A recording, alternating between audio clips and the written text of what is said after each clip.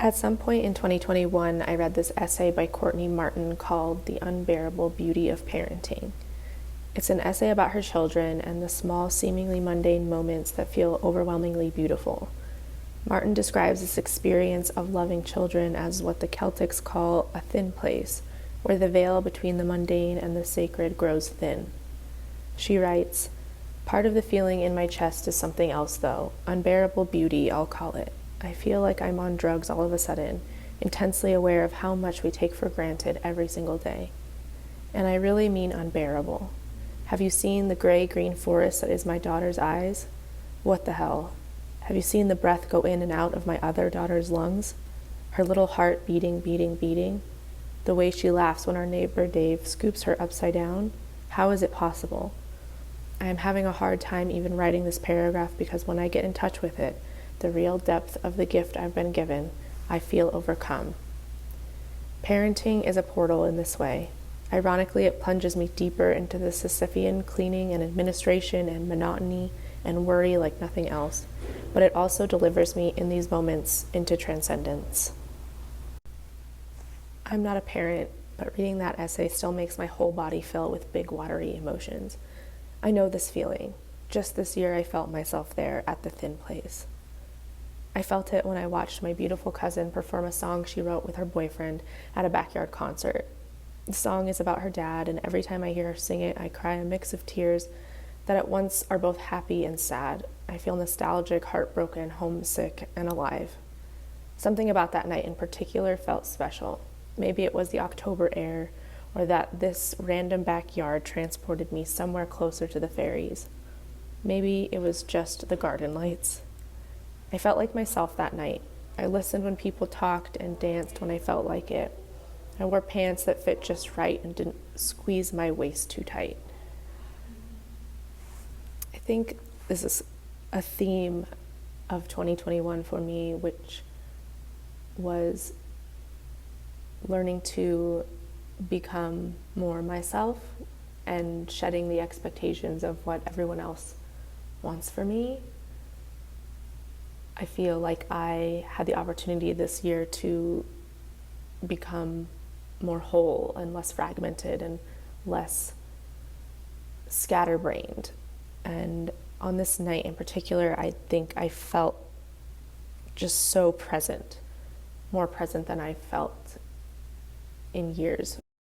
I tend to have a lot going on in my brain. I think we all do, and it's hard to feel fully here. But I like that feeling, and I'm trying to have it be more of my day-to-day. And I think that that feeling is what ultimately maybe gets us closer to the sacred. At least I'd like to think so.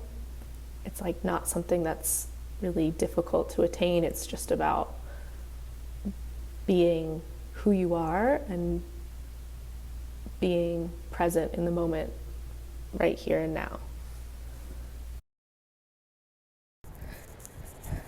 There was another moment this year where I felt myself in that thin space where the mundane and the sacred became so close. And it was one night at the gym. I was working out with my trainer. It was just like any other night, except for on this night, there were only women in the gym.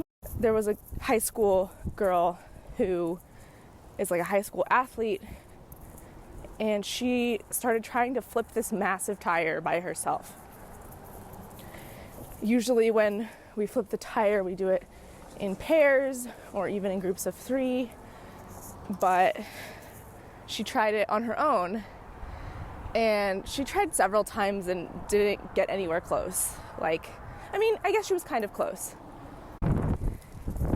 We're all watching as we're doing our own workout, kind of throughout an hour or so. And then at a certain point, the owner of the gym tries to flip the tire, and she does it. And then it kind of gave the high school girl this burst of energy to try again. And She tried again, right. And on this try, that's right. She did it. Let's go, Marissa! Get it! Yeah! Yes! Oh! Yes! Even talking about it now, I get teary-eyed because we were all just standing there, like cheering for her and screaming. We were so excited. It just reminded me of like how strong we are. And like when you think you can't do something and then you have this like support around you that tells you that you can do it and shows you that you can do it, and then you try again and you do it.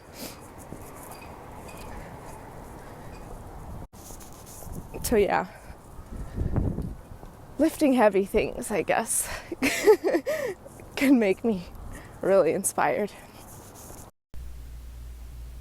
So yeah, those are the sacred moments that I want to remember this year. There were also many birthdays and singing happy birthday, which is also one of my favorite things to do. I think singing with other people is something really special. Happy birthday to you. Woo!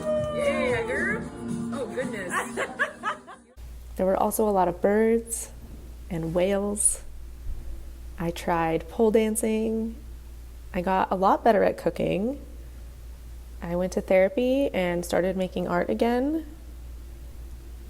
I've been looking forward to next year because I know that a lot of really good, exciting changes are going to happen, and I'm not really necessarily making any resolutions, except for I know that I want to learn more about the art making process and about artists that inspire me. So that's something that I'm putting on my list as like a resolution.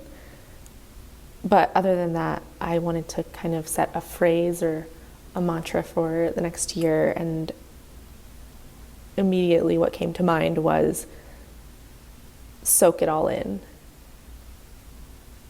Or I guess like one word might be like savor, because I really just want to enjoy